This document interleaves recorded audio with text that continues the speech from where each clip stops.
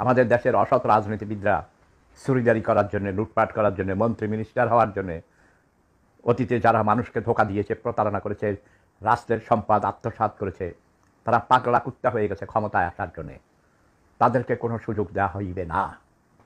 কোনো নির্বাচন নেই। নির্বাচন এই দেশে হবে না, নির্বাচন হওয়ার কোনো কারণ নেই। জামাত বিএনপি ঐক্য হচ্ছে, বাংলাদেশের বিএনপি জামাতের মধ্যে আবার কি নির্বাচনী ঐক্য হবে? এ নিয়ে বাংলাদেশের জনমনে বিভিন্ন প্রশ্ন দেখা দিয়েছে।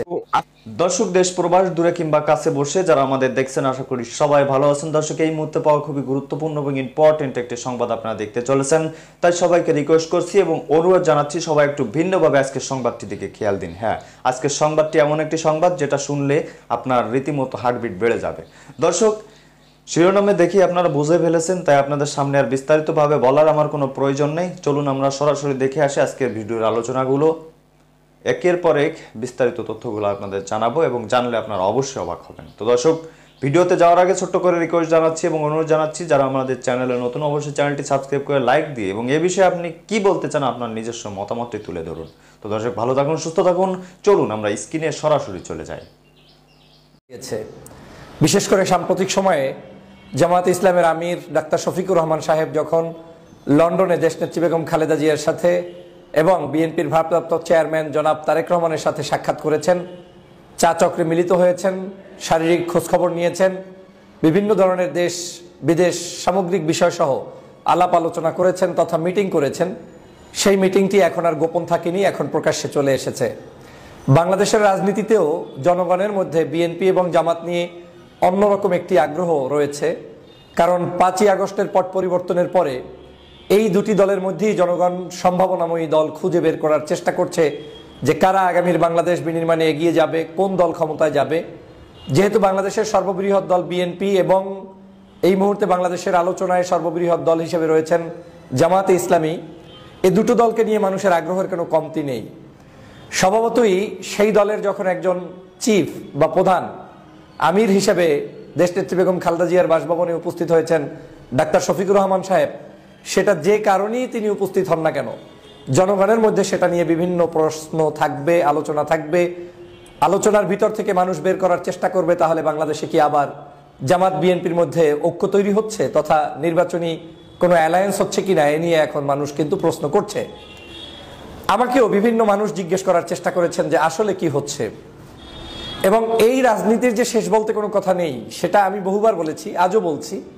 আমাদের মধ্যে অনেকেই যারা অনৈক্য বিরাজ করার জন্য মাঠে ময়দানে কাজ করেন, জামাত হয়ে বিএনপিকে খোঁচা কিংবা বিএনপি হয়ে জামাতকে খোঁচাখুচি, এই যে রাজনৈতিক একটি মতপার্থক্য বিভিন্ন সময় চলে, তার মধ্য থেকে আমরা চূড়ান্ত শত্রু হয়ে যাই। মনে হয় যেন আমরা একে অপরের এমন শত্রু জিন্দেগিতে আর বসাও যাবে না। সেই শত্রুতার যে একটি আলোচনা সমালোচনা, সেই জায়গাটার উপরে একটা কুঠারাঘাত করে দিয়েছেন ডাক্তার শফিকুর রহমান সাহেব। আমি তাকে ধন্যবাদ জানাই যে তিনি লন্ডনে গিয়ে দেশনেত্রী বেগম খালেদা জিয়ার সাক্ষাতে মিলিত হয়েছেন, সেখানে জনাব তারেক রহমান সাহেবের সাথে বৈঠকে মিলিত হয়েছেন। দেশের এই ক্লান্তিকালে তাদের এই বৈঠকটা অত্যন্ত গুরুত্বপূর্ণ। ঐক্য হবে কি হবে না, ঐক্যের বিভিন্ন ব্যাখ্যা আছে, ঐক্য অনেক ধরনের ঐক্য থাকতে পারে। এ নিয়ে বাংলাদেশে এখন বিশ্লেষণ হবে, আলোচনা হবে। জাতির প্রয়োজনে, দেশের প্রয়োজনে কার কখন কোন জায়গায় ঐক্য হবে সেটা কিন্তু সময় বলে দিবে। আপনারা জানেন এই বিএনপি জামাতের সাথে ঐক্য তো 2001 সালে ছিল এবং 4 দলীয় ঐক্যজোট গঠন করে তারা সরকার গঠন পর্যন্ত করেছিল। আবার কিন্তু সেই যখন 1-11 হলো, তার পরবর্তী সময়ে তাদের ভিতরে ঐক্য, এই ঐক্যকে ভাঙার জন্য বহুত চক্রান্ত হয়েছে, ষড়যন্ত্র হয়েছে এবং ষড়যন্ত্রবাদীদের সফলতাও হয়েছে। আবার ষড়যন্ত্র ছাড়াও ন্যাচারালি তারা বিভিন্ন কারণে বিভিন্ন গ্রুপে বিভক্ত হয়েছে। যেমন জামাত দীর্ঘদিন পর্যন্ত স্বাধীনভাবে তাদের সরকার বিরোধী আন্দোলন করেছে, বিএনপির জায়গা থেকে আন্দোলন করেছে এবং 5ই আগস্টের পূর্বে কিন্তু আবার এই দুটি দল ভিন্নভাবে আন্দোলন করলেও একে অপরের সাথে এক ধরনের যুগোৎপদ আন্দোলনে ছিল। যদিও সেটার আলাদা কোনো লিখিত পরিত কোনো ডকুমেন্টস নেই, কিন্তু তারা ছিল। কোন ইস্যুতে ছিল? শেখ হাসিনাকে বিদায় করতে হবে, ফ্যাসিবাদকে বিদায় করতে হবে। তো 5 তারিখে তারা তাদেরকে বিদায় করার পরে বাংলাদেশের প্রেক্ষাপটে এই জায়গাটাতে আওয়ামী লীগ বিদায়ের কারণেই নতুন করে রাজনৈতিক মেরুকরণ তৈরি হয়েছে। যেহেতু আওয়ামী লীগ বাংলাদেশে নেই, এখন আর এই কার বিরুদ্ধে আপনি ইউনাইটেড হবেন? ইউনাইটেড যার বিরুদ্ধে হয়েছেন তিনি চলে গিয়েছে। এখন গণতান্ত্রিক স্পেসে যার যার জায়গা তৈরি করার জন্যই স্বাধীনভাবে নির্বাচন হবে, স্বাধীনভাবে নির্বাচন করবে, স্বাধীনভাবে দল তার নিজস্ব ফর্মুলায় মানুষকে দাওয়াত দেওয়ার চেষ্টা করবে। যেমন আপনারা জানেন যে বিএনপি একটি আদর্শ নিয়ে চলে, জামাত একটি আদর্শ নিয়ে চলে। জামাতের আদর্শ একরকম, বিএনপির আদর্শ আরেক রকম। জামাত বাংলাদেশের মানুষের যেমন কল্যাণ চায়, মুক্তি চায়, পাশাপাশি ধর্মীয় মূল্যবোধ, বাংলাদেশের মানুষের স্বাধীনতা রক্ষা করা কিংবা পরকালীন সময়ের মুক্তি, এই সার্বিক অনেক বিষয় নিয়েই তাদের রাজনীতির মূল জায়গাটা। বিএনপি জাতীয়তাবাদী মূল্যবোধে বিশ্বাসী একটি দল, তারাও বাংলাদেশের স্বাধীনতা রক্ষার জন্য, গণতন্ত্রের জন্য লড়াই করা একটি সংগঠন।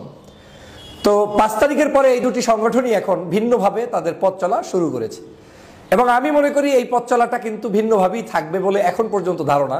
যদিও অনেকে ঐক্য হয়ে গিয়েছে কিনা, ঐক্য হয়ে যাবে কিনা এ নিয়ে বিভিন্ন মন্তব্য করেছেন, কিন্তু আমার ধারণা না, ঐক্য ওই ধরনের হবে না যে ঐক্যটা আপনাকে দুটো দলকে একত্রিত করে নির্বাচনে নিয়ে আসার মতো একটি পরিস্থিতি বা একই মার্কা নিয়ে নির্বাচন করা যেটা 2018 সাল পর্যন্ত ছিল, সেটা সম্ভবত আর হবে না।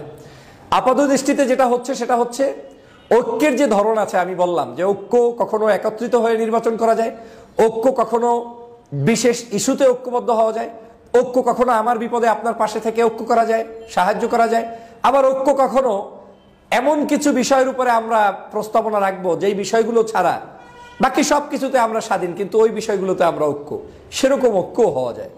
আমার কাছে মনে হচ্ছে বিএনপি এবং জামাত আগামী দিনের বাংলাদেশের গণতন্ত্র প্রতিষ্ঠায়, ভোটাধিকার প্রতিষ্ঠায় এবং মানুষের ন্যায্যতা প্রতিষ্ঠায় একত্রে একসাথে সংগ্রামী ভূমিকা পালন করবে।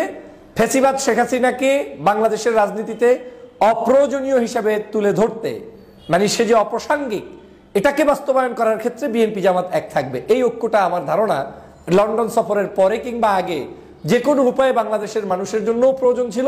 আমার মনে হচ্ছে তারা এই লন্ডন সফরের পরবর্তীতে এটার দিকে কিছুটা হলেও ধাবিত হবে জামাত ইসলাম এবং বিএনপি। কারণ বাংলাদেশের মানুষ ভোট দিতে চায়, এখন ভোটটা কাকে দিবে? যাকে খুশি তাকে দিবে। বিএনপি ভোট ভালো পেলে বিএনপি আসবে, জামাত ভোট ভালো পেলে জামাত ক্ষমতায় আসবে।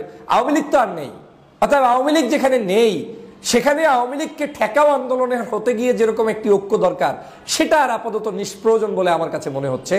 সে কারণে এখন ঐক্যমত্যা হতে পারে এরকম যে আমরা নির্বাচন ইস্যুতে ঐক্যবদ্ধ থাকব, আমরা গণতন্ত্রকে সুসংহত করতে ঐক্যবদ্ধ থাকব, আমরা কাদা ছোড়াছড়ির রাজনীতি বন্ধ করে গঠনতান্ত্রিক সমালোচনার রাজনীতিতে ঐক্যবদ্ধ থাকবে আমার কাছে মনে হচ্ছে।